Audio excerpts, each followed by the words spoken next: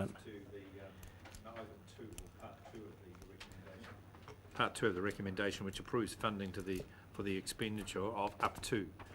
It's only just a minor thing, but it just clarifies that we're not actually committed to spending. Councillor Barker will second, but he had a minor change. Is that my understanding, or do you need to go through the full move and amendment process? I'm sure it'll be acceptable. I just had a new 3. HBRC requests the Port of Napier to offer advice on the proposal to lease the Napier-Gisborne line. I've got no issue with that. So, Mover, you happy? Yeah, I had no problem. You happy with that, and the 3 to move Yeah, that, and and you're three. happy to second that? Yes, sure. Okay, so let's get that up on the board. We're getting very technical now. Don't email me, Councillor Barker. Okay, Mover, do you wish to speak? We're going to get the wording up on the board before we make our vote. So, Councillor Pipe, do you wish to speak? Yeah, thanks, Mr. Chairman. I think that this is one of the big major decisions that this term we're faced with, and in my view, it's one of leadership that we've been given the responsibility of making decisions, leadership decisions in this community. This is one I think that has to be pursued and investigated. It's an opportunity that could be fantastic for Hawke's Bay. I think it's the right thing that we're doing due diligence. We're actually, this is the prudent course of action that we need to take to do the due diligence, and I think up to $250,000, as long as the Chief Executive obviously is making sure that the pencil is sharpened when it comes to making sure the costs are kept well within that $250,000, I'll be very happy. We need to get a response by the 1st of March. Tight time frame for those that are involved in doing this report, but I think it can be done. The idea of opening and investing in the Napier-Gisborne rail has been around for a while. It's gone through community consultation. Obviously, it needs more discussion, and we need more detail, and I think this decision actually just takes us that step further. So I'm quite happy to support it. Seconder, you wish to speak? You'll reserve your right. Other speakers, Councillor Dick, with the microphone, please. Thank you, Mr. Chairman. I'd just like to traverse the underlying rationale for this investment in determining the viability or otherwise of a freight and tourism service on the East Coast Line. And it comes down to infrastructure, economic infrastructure, and transport is the key component of a region's economic infrastructure. Now, to the south, down to Central Hawke's Bay and Manawatu and beyond, that part of the region is well blessed. It has good road, it has good rail, and it has all the elements of route security and transport efficiency. To the west, to Taupo, State Highway 5 is a good road. However, it even now is showing the problems that can occur when you have a single mode of transport, because Mohaka Bridge has come under stress from HBMV vehicles and is currently one way and needs repair. However, undoubtedly that'll be fixed. To the north, we have a poor road, a road that is good as you can make it, given the geographic and other conditions that you have to contend with. And you have a mothballed rail line. And as well as that, there is the impending harvest of the so-called wall of wood, which people have been sceptical as to whether it would materialise or not. Well, hey, it's going to in the next year or two at a very high level for at least 15 to 16 years, then drop back a bit, and then you're into the next harvest. Without rail assisting, it's going to be a procession of logging trucks on that difficult and potentially dangerous road, and that in itself is conditional on whether there are enough trucks, and in particular enough truck drivers, and there's a real shortage of them at the moment. The concept of log hub and logging trucks working from the harvest site and doing, say, 7 return trips a day, as opposed to 1 or 2 at best, down to Napier, is a very viable one, and the logging industry has woken up over the last few years and realised that they've got to do something to get this wood out of the ground and off to export. We're very, very lucky due to a phone call to you from Mr. Cornwall to be able to get a person of his ability, undoubted ability, to help us in this task, working for us with a high level of independence, but at the same time working with the people from NGR down the back of the room there, like Steve Weatherall with his very large customer base in Gisborne, and backing rail with his trucks, and the other very competent members of this group. So I commend it. I believe it's a decision that, if it works, and I've got a high degree of confidence that it will show that it can work at the end of February, and if it comes off, it's a great step forward. It's a game changer for the northern part of this region, of the same magnitude, but only a fraction of a cost of what maybe we can do with water storage in Central Hawke's Bay. Thank you. Who's speaking? Oh, seconder, you wish to take your time now? Yeah. I'll speak now. No. So firstly say, Mr. Chairman, that this is an opportunity. It wouldn't be here without the dogged determination of Alan Dick. No question about that. There have been meetings where scorn and contempt have been poured on this idea, and any other person would have given up a long time ago. But Alan has persisted, and full credit to him for that. I had thought the chances of getting something like this was around about 5 or 10%. But here it is in front of us, an offer from Kiwi Rail. And it's a short term, and people are critical of that. But I don't see that as a criticism at all. I see that as Kiwi Rail sending a message to the people who've got this interest: show your seriousness. If you are serious, you'll have the work done and you'll be back within 3 months. This is a test of our commitment to this process, in my view. Now, if we fall short for 1 or 2 reasons, I'm sure Kiwi Rail will respond to that in good faith. I agree with the Chair. There is everything in this for Kiwi Rail. They at the moment have a liability and a political problem. If, on the other hand, the NGR group gets this to be success, it will not only take the problem off their plate and be a solution, but it also has considerable opportunities for Kiwi Rail. Bearing in mind, if there are other fines up there and other freight comes onto it and it can't go through the Port of Napier, it's then connected into the network of Kiwi Rail.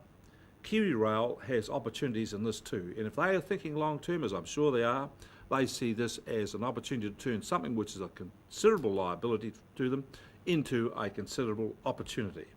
So Kiwi Rail will be with us. And the other part about this is there are lots of things which are benefits from us. It was mentioned about climate change. There's no question that rail uses a quarter of the diesel per tonne mile than a truck does. And on that road, you could easily say much higher than that because of the the inclines that various ones are. From a civil defence point of view, this is a really important asset. At the moment, we have one arterial route into the northern part of our region. If we have a rail link, we have two. And if it's going all the way to Gisborne, this gives us greater opportunities should there be trouble. There's also the opportunities for Wairua. People have spoken about this and said, well, Wairua could become a storage area for logs, with the rail being the link to bring it to the port. At the moment, the logs are taken through Wairua to Hawke's Bay. If it becomes a storage area, then the logs could be processed there, chipped, cleaned, etc. There's possibility of jobs in here. There's opportunity in this everywhere. But I also think that whilst we have our yellow hat on and thinking opportunity, opportunity, let's go, we also have to have a degree of caution. And I think on that, the councillors who have said we need to have independence, we need to test this, we need to be certain about this, are absolutely right. But we should not go so slow and be so cautious that we jeopardise the opportunity. The fact is, we never had this before this letter. It's been given to us, and it's a test, in my view, of our seriousness and commitment to it. Are we up for this or not? And if we are, well, then we've got to show the results in a short period of time. It's a test of that. And I think we should be up for the test, but not be so rash about it. This is the balance we're going to have to get. It's we ignore all of the problems. So Councillor Graham is exactly right. We need to be cautious, but we do need to move. Councillor Scott, then Councillor Graham. Thank you, Mr Chairman, and I'm going to speak in support of the motion. I don't believe that this debate is actually whether a railway is a good idea or not. We had that debate quite some time ago through the annual plan. We consulted on this widely. We had a lot of responses, and those responses were quite varied, with various alternatives from roading corridors to cycleways. However, the weight of that public consultation was quite definitely in favour of the rail, and we've also consulted with other major stakeholders in the area, and again through the mayors and the alignment of all of the mayors in the region, the support has been in terms of that. So that consultation has been there. We've approved the amount of money that is available, could be available for establishing a rail. It is how do we make a wise decision about that?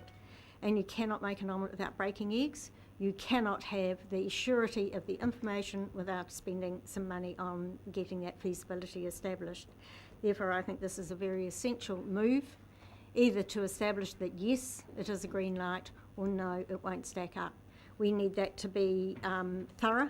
We need it to be well costed in terms of the CapEx and the OpEx. We need to know that it has been independently peer reviewed and that we can trust the information.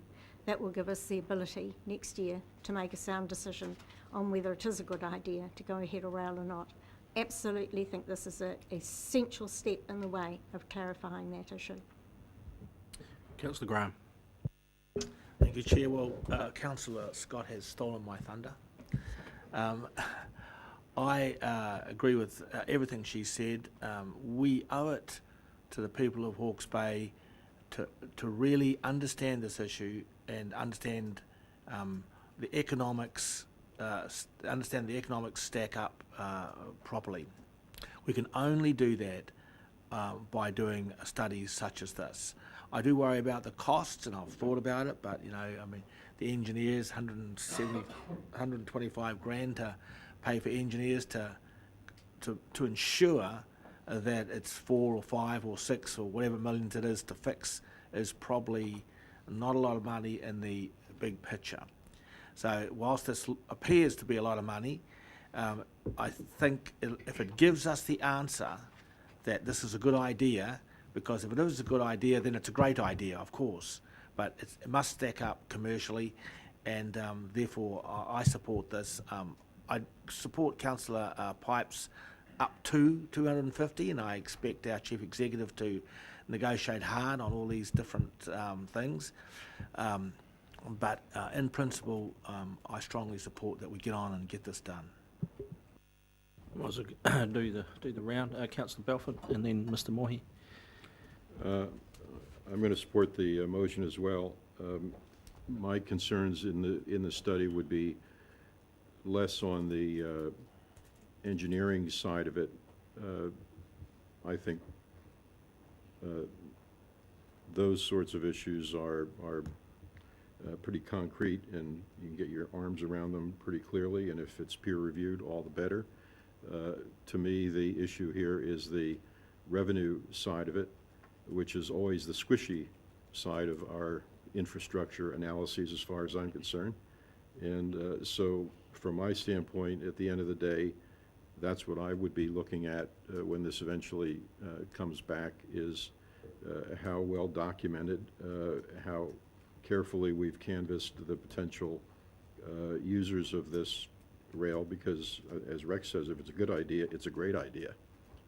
But it has to be a great idea.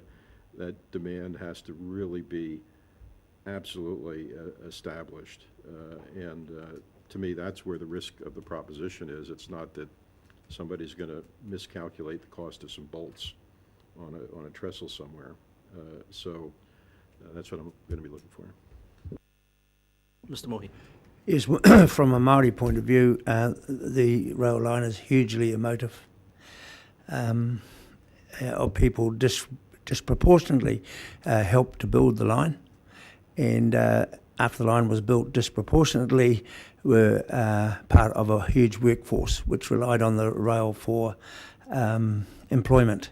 Also, my grandmother was part of a railway gang, the railway gang cook, that helped to build the line from Whakakī to Wairau in the late 1930s and early 40s. And I was one of the first people to have a ride in 1943 on the rail. And so we roll forward to today, and I congratulate the council for their caution, because this is a business case. But then again, you switch back to the Māori viewpoint. We are heavily involved in the forestry industry, and by having a viable, another viable transport link to the port, this in fact helps to consolidate their industry, which is the transport industry. So from a Māori viewpoint, we fully endorse this project. Councillor Hewitt. I've listened really closely to this debate from all angles, and taken advice. I see it's a very emotive topic, and logistics from past century have me hugely concerned. I'll be voting against supporting this motion today. I believe $250,000 is good money after bad in this instance. I am hugely concerned about that amount of funding being spent.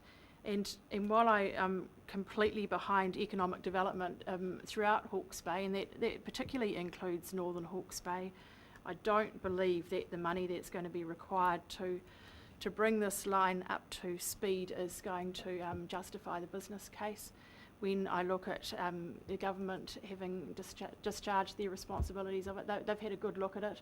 So what I see this as a hospital pass, where they are passing on all of their health and safety liabilities and ongoing maintenance to Hawke's Bay Regional Council. It's a tremendous opportunity for them, and it's a huge risk for us. I've looked at the climatic change issues that are coming up, and I think it's hugely important that we support our balance sheet strength here in the Hawke's Bay Regional Council to be supporting projects that bring about resilience to climate change. And when I look at what climate change can do, I think that this proposal and being pursued will quite likely increase the exposure to our balance sheet risk with climatic change coming on. I'm looking very closely at who is the real beneficiary of this project, and I'm not being firmly convinced that it is the ratepayers of Hawke's Bay. I see that Gisborne is very largely a beneficiary too, and that's another reason why I can't support it. So yeah, with the greatest of respect to my colleague here, Alan, and I know you've put your heart and soul into this, I've investigated and researched, and I can't satisfy myself that this is a good investment for the ratepayers of Hawke's Bay. Well, I might take a chance to speak a couple of minutes at the end. In 2005, the only link to Wairau was the rail. There was a storm, Hawke's Bay Show weekend, I think. Took the road out. Devil's Elbow was out for 4 days, I think. If that was a civil defence emergency up the coast, we would have been stonkered north of here. Simple as that. The rail survived, and rail actually had quite a little surge for a few days as it was running many trains to try and keep up with some stuff. That's yesterday's history, tomorrow's a mystery. We need to expose the myths about this. We need to actually do some serious due diligence. If we were serious in putting up a provision of $5.5 million in this annual plan, I think the time has come now to roll our sleeves up and make sure that that is a good investment. We're already seeing in Wairoa, and you know, we're used to being probably the second-class citizen on the coast, but we're not used to watching logging crews being knocked off early because they physically can't get enough material out of the bush in 2 trips a day in a truck. This opens up a whole lot of opportunities that people haven't even really thought about. One is jobs in Wairoa. One is longer working days in the bush, because once they hit their 180 tonne, they actually can't shift anymore physically. They've got to knock off early. Crazy stuff. The privately run short-run rail can use innovations that Kiwi Rail to date have not been able to achieve, such as loading on areas that aren't normal sidings. For example, straight from forest to a very short run and straight onto the rail, or stored in relatively cheap land compared to what we use at the port, and then just in time, logistically arriving loads of wood ready to be shipped. I think we've got to give this a chance. We've got to make sure our $5.5 million was not frivolously put up in the annual plan, and I don't believe it was. We need to understand this fully, and I'm totally behind this process that we're about to undertake. I will add, though, that I expect to hear crying in the Chief Executive's office as people come in with their bills to be paid, and she very reluctantly pays them. So they need to pry the money out of her fingers each time. So I'm sure that will happen. So I'm going to support this. Councillor Pipe, do you wish to sum up? Yeah, thanks, Mr. Chairman. The discussion around the table is not focusing on this recommendation. Is not about whether it's a good idea. The recommendation is about expenditure on the due diligence that you just talked about, the due diligence that we need to do if we're spending up to $5.5 million. And I think this particular engineering design, the work that has been suggested in the report, when you're talking about a potential $3.5 to $5 million spend just on the repair work, that we need to do that. We need to get clarification of exactly what is involved, and put that business case together. I think it's the prudent step, as has been said before. It's a cautious step, but I think it's a step that we have to take in going down this path to increase the economic impact and the economic improvement, I guess, in Northern Wairoa, and indeed in the greater Hawke's Bay area as well, because it doesn't just benefit. The benefit won't be just to Northern Hawke's Bay. It'll be further south as well. So it's with pleasure that I put that motion, or you can put it actually. Well, I'll put it now. All those in... Just before we do, can we just correct the wording? The Port of Napier, it's Napier Port or Port of Napier Limited. Correct. They changed their name 2 years ago, Mr. Chairman, so if we changed it to either Napier Port or put the full company name. Everyone happy with that? Yeah, just clarification. Gets us there. I think there's only one. If you had either on an envelope, you would get 2 million. Good. Anyway, let's...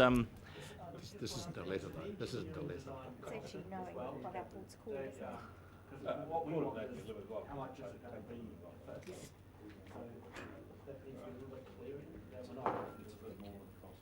It's a business. Okay, look, we're getting out of shape. We're going to put the motion. All those in favour, please say aye. Aye. Contrary, no. Do you wish to record a division? All those in favour, please raise your hand. Oh, where's the secretary gone? And against. You've got that, have you? Yeah. Yes. Thank you.